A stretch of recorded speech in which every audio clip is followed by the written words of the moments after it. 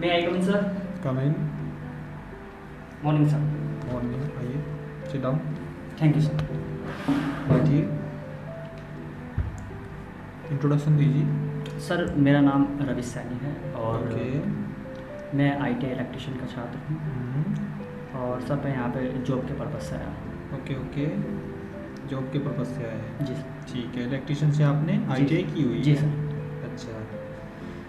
अब ये बताइए मुझे कि आप जॉब करना क्यों चाहते हैं? सर जाहिर सी बात है, कोई बंदा जॉब के लिए मतलब एक किस्म से अपनी पैसे के लिए, घर की पैसे के जी लिए, सर। आर्थिक स्थिति के लिए. जी सही है, सर, सही है, और सही मेरी है. इसमें रुचि भी है इलेक्ट्रिशियन में, तो ये मेरा दो कारण है, मैं इस जॉब को करना चाहता हूँ। आपकी रुचि है? जी सर। ओके. ये सबसे अच्छी बात तो यही है कि आपकी इस चीज़ में रुचि है. जी। ठीक है. चलिए तो फिर शुरू करें. जी सर। तो रवि जी चलिए शुरू करते हैं. जी सर। ठीक है. आपके लिए पहला क्वेश्चन है, जो आग होती है वो कितने प्रकार की होती है? सर आग वैसे 4 प्रकार की होती है, type A, type B, type C और टाइप D।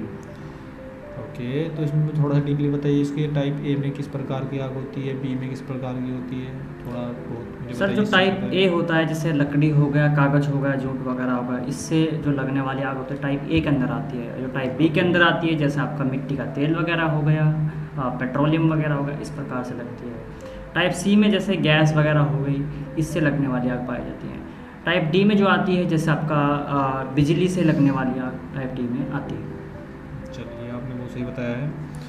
तो आपके लिए दूसरा क्वेश्चन है कि जो करंट होता है वो कितने प्रकार का होता है? सर करंट 2 प्रकार का होता है, एक AC और एक DC। AC और DC की फुल फॉर्म क्या है? अल्टरनेटिव करंट होता है AC और डायरेक्ट करंट होता है DC। के बारे में बता दें कि AC और DC 2 प्रकार का होता है. ठीक है. तो उसके बारे में आपने बताया थोड़ा बहुत मुझे, तो इसके बारे में मुझे पूरा डीपली बताइए कि इसमें क्या क्या होता है. AC में क्या होता है, DC में क्या होता है, इसकी फ्रिक्वेंसी कितनी होती है, जी कैसे क्या होता है इसमें? सर, जो आपका AC करंट होता है उसकी जो फ्रीक्वेंसी होती है हमारे इंडिया में 50 हर्ट्ज तक होती है, यानी कि उसकी जो फ्रीक्वेंसी होती है वो अप डाउन होती है, पॉजिटिव नेगेटिव, ठीक है। और जो AC होता है हम उसे एक स्थान से दूसरे स्थान तक ले जा सकते हैं। रही बात DC की फ्रीक्वेंसी 0 होती है। आप मुझे थोड़ा सा DC के बारे में बताइए, थोड़ा सा DC के बारे में एक्सप्लेन कीजिए कि DC क्या होता है. जैसे आपने बताया कि डायरेक्ट करंट होता है DC, जी इसे हम किस प्रकार से यूज़ करते हैं? सर, जो आपका DC होता है, मैंने भी आपको बताया, ये स्टोरेज प्रकार का करंट है, इसको हम स्टोर कर सकते हैं। जैसे आपका मोबाइल रखा है, आपकी जो इसमें बैटरी है, इस जो में करंट है वो DC है। घरों में होता है जो आपका बैटरी वगैरह हो गया, तो उसमें भी जो करंट होता है वो DC स्टोरेज होता है। अच्छा. बहुत से छात्र ऐसे होते हैं जिनको पता नहीं होता ये जो इन्वर्टर का कार्य होता है वो क्या होता है. वो DC को AC में चेंज करता है या AC को DC में चेंज करता है? सर जो इन्वर्टर का कार्य होता है वो जो डायरेक्ट करंट होता है उसको अल्टरनेटिव करंट में बदलता है, यानी कि जो DC करंट को AC करंट में परिवर्तित कर देता है। इन्वर्टर का कार्य यही होता है। जबकि बहुत से छात्र इस चीज़ में कंफ्यूज होते हैं. जो सर जो इन्वर्टर जो आपका बैटरा हो गया उसमें स्टोरेज होता है DC। इन्वर्टर क्या काम करता है, उसी करंट को कन्वर्ट करके हमारे घरों तक AC में परिवर्तित कर देता है, तो ये कार्य होता है। चलिए आप मुझे बताइए, 3 फेज सिस्टम में स्टार पॉइंट से कौन सा नेटवर्क कनेक्ट रहता है? सिस्टम समझ नहीं आया? 3 फेज सिस्टम में स्टार पॉइंट से कौन सा नेटवर्क कनेक्ट रहता है? सॉरी सर, इसका आंसर। चलिए बाबा. अच्छा आप मुझे बताइए, लो वोल्टेज, जी मीडियम वोल्टेज और हाई वोल्टेज, इन तीनों के बारे में बताइए मुझे. सर लो वोल्टेज कितना होता है, जी। मीडियम कितना होता है और हाई वोल्टेज कितना होता है? तो जो लो वोल्टेज होता है वो 0 से 250 वोल्ट तक होता है, और जो आपका मीडियम होता है वो 250 से 650 वोल्ट तक होता है, और जो आपका हाई वोल्टेज होता है वो 650 से 11,000 वोल्ट। सही है, 11,000 होता है, बिल्कुल सही है. तो आप मुझे बताइए वोल्टेज क्या होता है, इसका मुझे एक कार्य भी आप बताइए. सर वोल्टेज क्या काम करता है, वो करंट को एक स्थान से दूसरे स्थान तक ले जाने का काम करता है, एक किस्म से धकेलने का काम करता है, यानी कि करंट को एक स्थान से दूसरे स्थान तक ले जाने का कार्य करता है। ये आपका जो है हमारा वोल्टेज होता है। मैं आपसे पूछता हूँ, आपने प्रतिरोध के बारे में तो पढ़ा ही होगा थोड़ा बहुत? जी सर, प्रतिरोध। तो आप मुझे बताइए कि जो हमारे शरीर का जो प्रतिरोध होता है उसमें 2 टाइप होते हैं. जी। एक तो गीला और एक सूखा. जी। आप मुझे बताइए गीले शरीर का प्रतिरोध कितना होता है और सूखे शरीर का प्रतिरोध कितना होता है? जो गीला जो शरीर का जो प्रतिरोध होता है वो 1000 ओम तक पाया गया है, और जो सूखे शरीर का प्रतिरोध होता है वो 1,00,000 ओम तक होता है सर। ठीक है।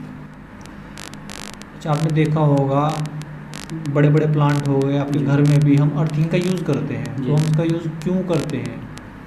सर जो अर्थिंग होता है उसको लीकेज करंट को रोकने के लिए हम करते हैं, यानी कि कहीं पर भी मतलब मतलब कहीं पर भी जो करंट है वो लीकेज हो जाए तो उसको रोकने के लिए हम जो है अर्थिंग का प्रयोग करते हैं।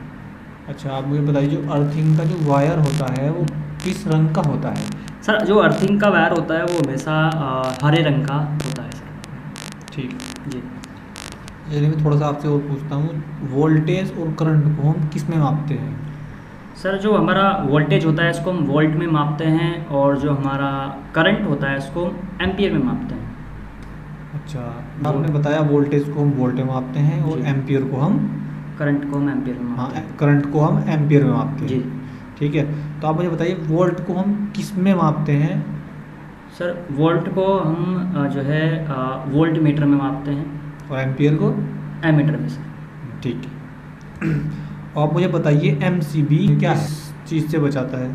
सर जो हमारे घरों में शॉर्ट सर्किट होता है, ओवरलोड होता है, उससे जो है हमें जो है एमसीबी बचाता है। अच्छा अच्छा जी। और एमसीबी का फुल फॉर्म क्या है? सर एमसीबी का फुल फॉर्म होता है miniature circuit breaker. Miniature circuit breaker. जी। ठीक है।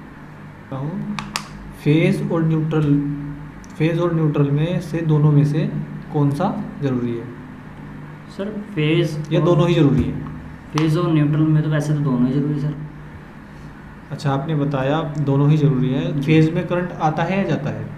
सर जो फेज होता है उसमें करंट आता है, और न्यूट्रल में? न्यूट्रल में करंट जाता है। ठीक है। जी। साथियों आज का इंटरव्यू आपको कैसा लगा, और जितनी हमने जानकारी दी आपको, आई होप आपको अच्छी लगी होंगी। जितने क्वेश्चन हमने पूछे हैं आज, आई होप आपको समझ में आए होंगे। इसमें हम और क्या इम्प्रूव कर सकते हैं, कैसे कैसे क्वेश्चन लेने हैं, आप हमें कमेंट करके बताना कि जो अगला इंटरव्यू वीडियो होगा उसमें आप ही के क्वेश्चन लिए जाएंगे, जो आप लोग रेफ़र करोगे, जो हमें कमेंट करोगे, उन्हीं क्वेश्चन को अगली वीडियो में लिया जाएगा। कमेंट करके ज़रूर बताना वीडियो कैसा लगा, इस प्रकार की वीडियो आपको और चाहिए या नहीं चाहिए, सब कुछ डिटेल में बता देना, ठीक है। और क्वेश्चन बताना किस प्रकार का क्वेश्चन आपको और अगली वीडियो में चाहिए। ये तो इलेक्ट्रीशियन का तो जो इंटरव्यू था। आने वाले कुछ दिनों में आपकी जो अलग ट्रेड है, फिटर से हो, मैकेनिक्स से हो, अलग ट्रेड से हो, तो किस प्रकार का आपको इंटरव्यू चाहिए तो हम डिटेल में बताएं। तो चलिए आज